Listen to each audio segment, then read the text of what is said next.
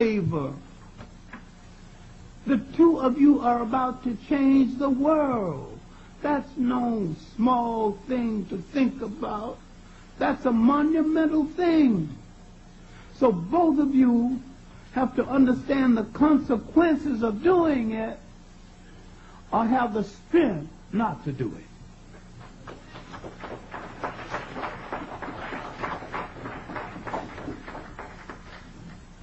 But you have been programmed into a society where walking away from this sacred responsibility becomes a casual thing.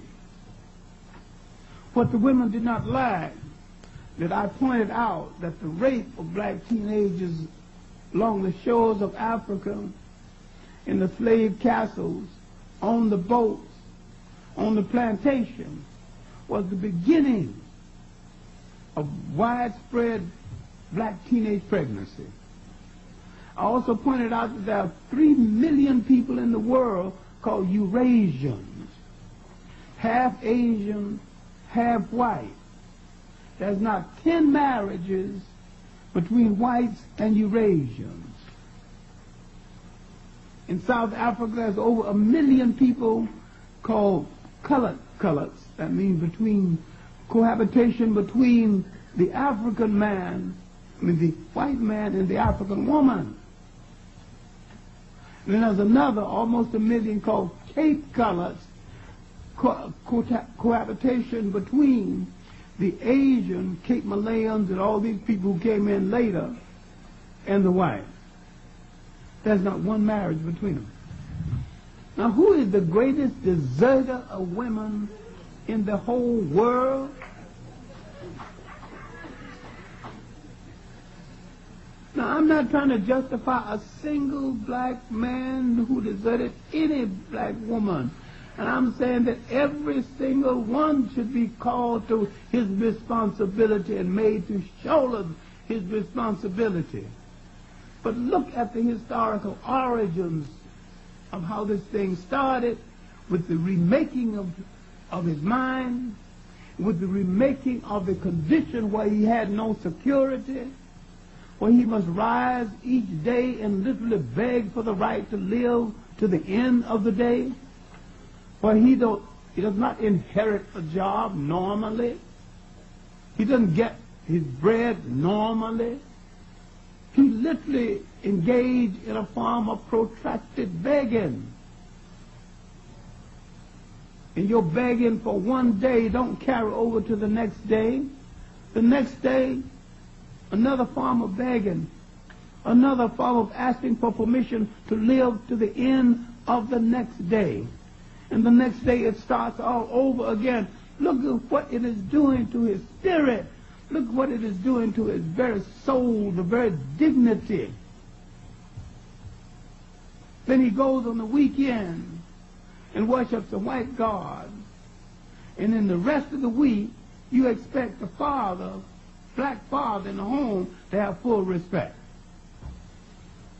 When you worship, you're worshiping the oppressor, the symbol of the oppressor.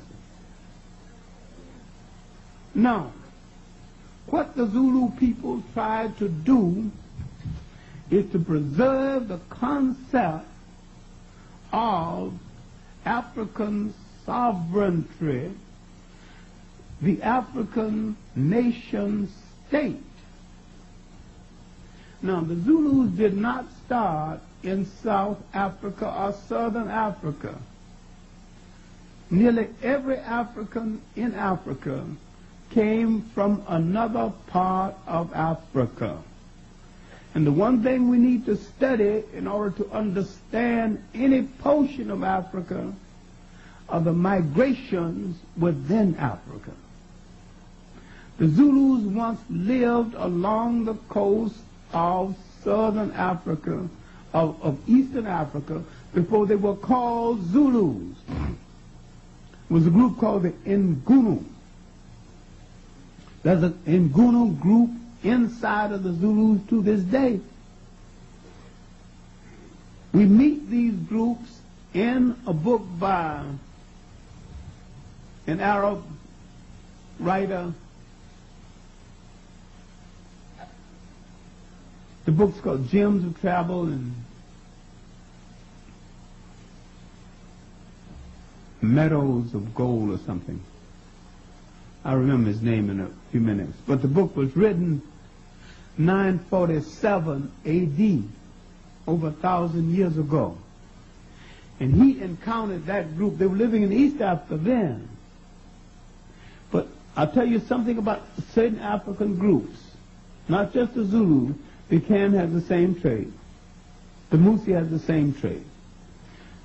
Anytime they are faced with a force they can't deal with, they pack up and move some other place. Can't fight it? Get out of the way. Here's a group come now, antagonistic, want to bother with your land, want to bother with your cattle, want to bother with your money, with your women. All right, let's go find another home. Africa's so big, you know, you can walk 10 miles away and find another country. Ain't nobody a country that's free for you to take if you want to, because ain't nobody there. The Zulus, when Islam hit that coast, began to move inland. Then they moved inland until they moved into the Congo Basin. Now the Congo Basin got crowded with other groups moving out of the way of Islam. See, everybody trying to purify Islam quite forget the damage it did. People trying to move out of the way of the Islamic slave trade. People trying to move out of the way of warring groups, and they were not a part of either part of the war, and they don't want to be caught in the crossfire. They just pick up and go. The African is a natural nomad. That don't mean he didn't build cities, but he'll move in a minute, you know, and go build a city some other place. So now the Zulus moved inland, and when the inland became crowded with herds and people with their flocks and cattle and sheep and goats, not for war purposes, not for any disagreement with anybody. They were living with a magnificent people, the people of the Congo, the Bashongo people, one of the finest people in all of Congo, the Bashongo or the Kuba people. The Kuba people didn't say go. Nobody said go. They didn't see the space they needed. So they wanted more space, and they began to move. Not only the Zulus, but other groups began to move down into the open land mass further to the south. The group with the preface Ama to their name moved closer to the coast. And then the Zulus were referred to as Ama Zulu, follower of Zulu. The first great leader was named Zulu. They took his name. The other groups with the preface Ba to their name, we can find these groups still there. The Bamangweta, Bambokatsis, the Borlongs, they veered inland. Now the home of the great V group is now Botswana. There was a group called Botswanas, that's the third wave of the B group. The Borlongs went further into Central Africa. Later they would have a good relationship with they would join the Zulus, many of them as officers in the Zulu army. All right, now they settled. The Zulus settling along the coast around Natal, the coastal part of southern Africa. Further to the south, in the tip of South Africa, near the Cape, it's another people that had been there all along. They'd been there so long, no one could remember, and they're not too clear on it. These are people called the Koshon. Koshon Sand people. If you meet them, you say, what's your name? Koshon. If you talk about his language, he said, Koshon, Koshon. If you talk about the two of them, they said, Koshon Sen, S-E-N, Koshon Sen. If you're talking to a Sen, he says, Sen Koshon. Like two vaudevillians arguing over a building. Who gets the first name on the marquee? But if you talk to a Koshon, he said that they are the seniors, the Sen people are the juniors. Talk to Sen, he said that he's the senior, the Koshons are the juniors.